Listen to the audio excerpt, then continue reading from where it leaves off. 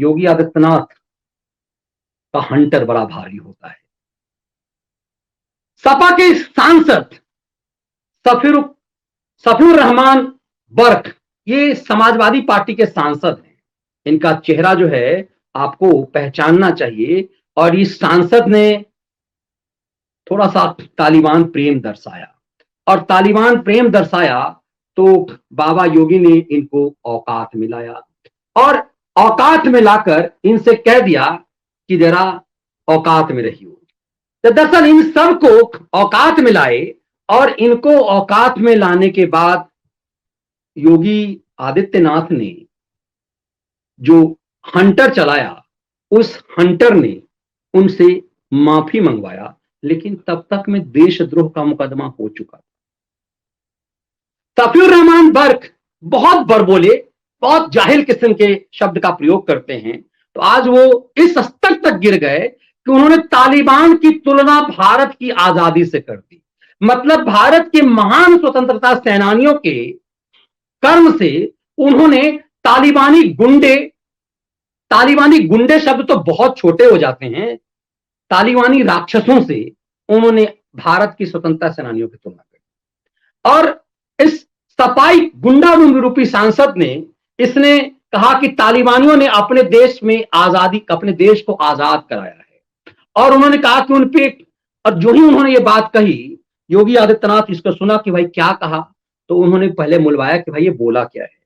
तो दरअसल इसने कहा, इस सपाई सांसद ने कहा कि ब्रिटिश राज की तुलना करते हुए कहा कि जैसे हम लोगों ने भारतीयों ने अंग्रेजों से जैसे आजादी पाई, ठीक उसी ढंग से रूस और अमेरिका से तालिबान ने अपने देश को आजाद कराया। इन्हें भारत की आजादी जनगण मन तो प्रिय है नहीं, इन्हें जनगण मन प्रिय नहीं है। ये जनगण मन में आपने देखा कि आगरा का उस मौलाना ने क्या कुछ कर लिया, तो उसके खिलाफ भी एफआईआर हो गई है। कल उसका विश्लेषण मैंने किया था। ये सफीर रहमान बर्क जो है हमेशा जहरीला बोलता है। इसके अंदर मतलब धार्मिक कट्टरता का, मजहबी कट्टरता का ऐसा नशा छाया रहता है कि हमेशा जहर उगलता है। तो इसने आज आगे जाकर के ये भी कहा कि इस तालिबान ने अपने देश को आजाद करा दिया है और हमें इस तालिबान के साथ खड़ा होना चाहिए। तो योगी आदित्यनाथ ने कहा कि एसपी का ये एमपी, इसको हमने सुना, ये तालिबान के लिए जिस बेशर्मी के साथ इसने बयान दिया, ये योगी आदित्यनाथ ने कहा, ये संसद में बैठे संसदीय लोकतंत्र का ये अपमान है। क्योंकि वो एमपी है, वो माननीय सांसद है, ऐसे लोगों को माननीय आपको कहना पड़ता है, वो माननीय सांसद है।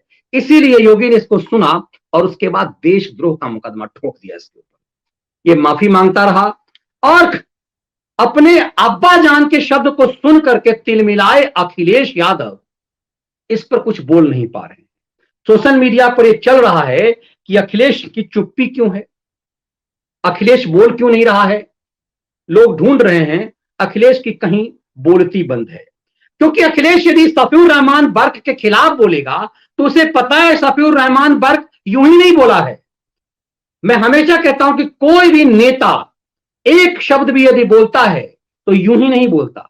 इसका मतलब है कि उसका वोटर उसके वोटर को यही शब्द प्रिय है, अपने वोटर के हृदय की बात करता है, बड़ी संख्या में जो उसका वोटर है उसके हृदय की बात। इसीलिए मुल्ला मुलायम का बेटा जो है वो अपने अब्बा जान की तरह ये तो नहीं कहेगा कि हाँ मुझे मुल्ला मुलायम कहना, क्योंकि दौर बदल चुका है।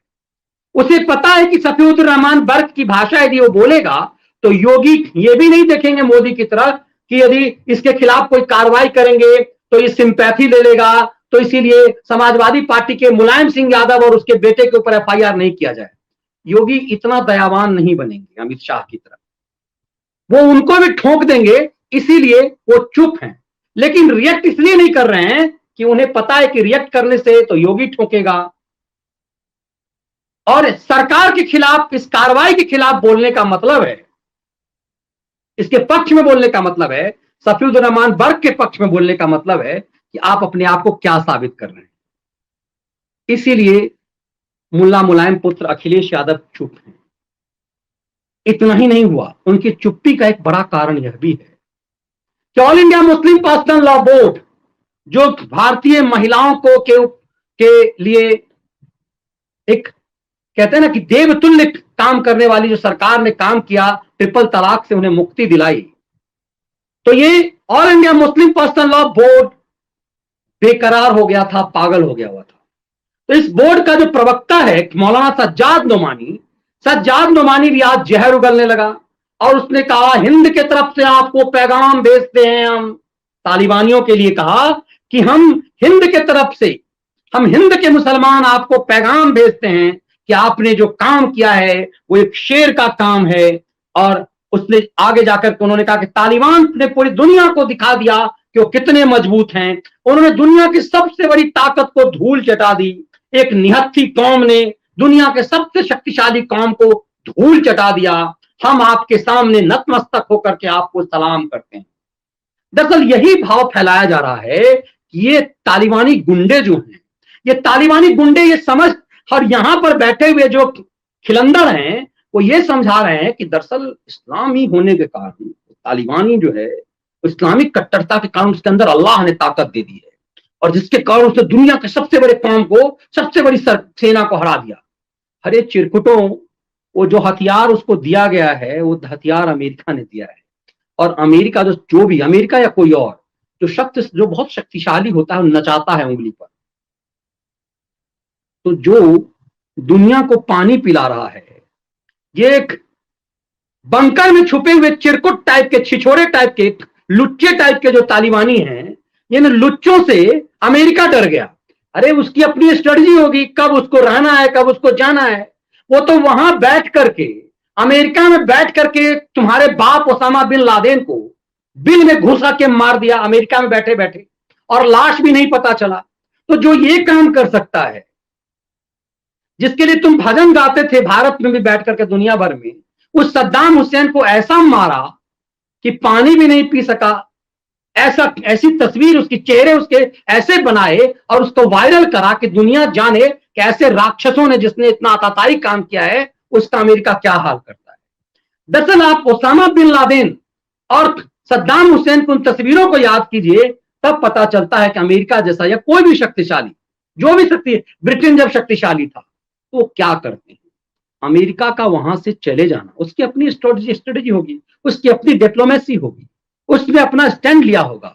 जिसने उसके ट्विन टावर पे तुमने हमला किया था, ताई गुंडों ने, इन तालिबानी गुंडों ने जब हमला किया तो उसने दुनिया को ये देखने भी नहीं दिया, वो दुनिया को देखने भी नहीं दिया कितना विशाल ट्विन टावर गिर गया, तो उसके मलबे से क्या हुआ दुनिया को देखने नहीं दिया। लेकिन दुनिया को दिखाया कि देखो इस राक्षस ओसामा बिन लादेन ये कैसा लगता है, जिसने उसने दिखाया कि सद्दाम हुसैन जितना बड़ा गुंडा बनता था, इस तेल बाजार का जो गुंडा बनता था, उसकी तस्वीर दुनिया को दिखाई। अब इस चीज को समझिए कि अमेरिका सद्दाम हुसैन की तस्वीर दुनिया को दिखाता है और उसकी लाश का अंतिम संस्कार भी नहीं होने देता है, किस समंदर में फेंकता है पता भी नहीं चलता। ओसामा बिन लादेन की तस्वीर दुनिया को दिखाता है और किस समंदर में फेंकता है पता भी नहीं चलता। उसके लिए ये कह रहे हैं कि दुनिया के सबसे ताकतवर सेना को हरा दिया। इन चिरकुटों की सोच देखिए। और उस मौलाना सज्जाद नोमानी जब ये बात कही तो कहां बोल रहा है ये? उत्तर प्रदेश में। तो all India Muslim personal law board को लगा कि नोमानी तो बोर्ड का प्रवक्ता है। प्रवक्ता का मतलब क्या हुआ? प्रवक्ता क्या हुआ? संबित पात्रा क्या है? रणदीप सुरजेवाला क्या है? रणदीप सुरजेवाला ने बोला, इट मीन्स सोनिया गांधी ने बोला, कांग्रेस पार्टी ने बोला। यदि बीजेपी का प्रवक्ता कोई है, मुख्य प्रवक्ता कोई है, वो यदि बोल रहा है, इसका मतलब वो संबित पात्रा नहीं बोल रहा, वो रणदीप सुरजेवाला नहीं बोल रहा, वो पार्टी बोल रही है। तो ये नोमानी जो है वो कोई नोमानी चिरकुट नहीं है, वो all India Muslim personal law board का चेहरा है। उसने जो ही ये बात बोला, उससे पहले इस सपाई सांसद के ऊपर देशद्रोह का मुकदमा दर्ज हो चुका हुआ था। तो वो तो सांसद है, लेकिन ये तो उस बोर्ड का प्रवक्ता है। बोर्ड को लगा कि भाई ये हंटर वाला है, ये बहुत योगी आदित्यनाथ, ये तो बहुत मार मारता है, और उसके बाद लखनऊ की सड़कों पे पोस्टर भी लगा देता है, ये छोड़ता नहीं है। रोड पे, थानों में पॉकेट मार की तरह पोस्टर लगा देता है। तो ना जाने किसका किसका पोस्टर लगा देगा। तो तुरंत औकात में आ गया और तुरंत जो है all India Muslim personal law board ने ट्वीट किया और ट्वीट करके ये दुनिया को बताया कि भाई बाबा योगी आदित्यनाथ जी हमको कुछ मत कीजिएगा, हम लोग जो हैं हम तो ऐसे ही हैं और हम इन सबको ये हमारी ठुकाई जो है वो मत कर दीजिएगा, हम लोग जो कुछ भी कर रहे हैं। ये all India Muslim personal law board का ट्वीट है। All India Muslim personal law board ने तालिबान और अफगानिस्तान की राजनीतिक स्थिति पर कोई टिप्पणी नहीं की है। कुछ मीडिया चैनल के कुछ मीडिया चैनल बोर्ड के कुछ सदस्यों की निजी राय को बोर्ड का स्टैंड मानकर गलत बात पर बोर्ड को जिम्मेदार ठहरा दिया। अरे भाई, वो प्रवक्ता है तुम्हारा, बोर्ड का सदस्य है, छोटा मोटा आदमी तो है नहीं मौलाना सज्जाद नोमानी। तो इसके लिए तो कुछ लोगों ने लिखना किया, क्यों चिचा फट गई, निकल गई हवा, तो ये चल के ट्रोल होने लगे। All India Muslim personal law board ने कहा कि यह पत्रकारिता के मूल्यों के विरुद्ध है। काहे का मूल्यों के विरुद्ध? भाई तुम्हारा प्रवक्ता है, तुम्हारा सदस्य है, वो उसको हटा दो सदस्य से, इस पे सजा दे दो। दरअसल ये सब के सब जो हैं ये बाबा योगी आदित्यनाथ के हंटर का असर है और कुछ भी नहीं। और ये देखिए, ये इन लोगों की वीरता की बात ये कर रहे हैं कि ये वीर हैं। ये देखिए कहां कहां बैठे हैं और ये क्या क्या कर रहे हैं, अपनी पत्नियों, बच्चों, बेटियों, बच्चों, मां, इन सब को छोड़ करके भागे ये पठान। इन्हें ये सब वीर कह रहे हैं, ये वीर हो गए। तो इन सब का जो कुछ भी चल रहा है यही नोमानी है जिसके लिए कहा कि मानव गुप्ता ने, जो जर्नलिस्ट है, टीवी जर्नलिस्ट है मानव गुप्ता, लिखा तालिबान को हिंद मुसलमान का सलाम और मुबारकबाद। कोई कितना भी डिफेंड कर ले, ये लोग अपनी पोल खोल लेते हैं। रूबिका सोशल मीडिया पर वायरल हो रही है। रूबिका ने इसका जवाब बहुत, इन सबको जवाब दिया, इन स्वरा भास्करों को, इन चिरकुटों को बहुत जवाब दिया उसने। इसीलिए रूबिका भी आज सोशल मीडिया पर ट्रेंड कर रही है। ने कहा मौलाना साहब, आपकी तालिबान को लेकर बेइंतहा मोहब्बत देखते हुए आपके लिए बम्पर ऑफर है, मेरे मन में आया है। आपको एक पल उनसे दूर नहीं रहना चाहिए। आपकी अफगानिस्तान की टिकट का पैसा मैं भरूंगी। और रूबिका जानती है कि इस मौसम में किस तरह का स्टैंड लिया जाना चाहिए। रूबिका कह रही है कि तुम्हारे लिए हम वहां जाएंगे। और मुझे लगता है कि ये चीज रूबिका यदि भर रही है तो हम जैसे लोग भी ये 5-5 रुपए इन चिरकुटों के लिए जमा करें, इन स्वरा भास्करों के लिए, ये रवीश कुमारों के लिए, इन सबको, ये आमिर खानों के लिए, ये सब जो चुप्पी लगाए हुए हैं अभी, जो उस समय डर लग रहा था, ये भारत के पूर्व उपराष्ट्रपति के लिए कि सबको ये खाली जहाज जो लाने जाता है वहां से भारतीयों को, उसके बदले इन लोगों को भर भर के वहां फेंक दे। रूबिका ने कहा है कि हम टिकट का पैसा देंगे तो अब एयर टिकट बहुत ज्यादा लगता भी नहीं है। तो इस समझ में आया होगा आपको कि किस तरह से योगी की हंटर का खौफ है कि सपाई सांसद, उसके ऊपर जब राष्ट्रद्रोह का मुकदमा दर्ज हुआ तो वो भी औकात में आया, समाजवादी पार्टी के मुखिया भी, और all India Muslim personal law board भी।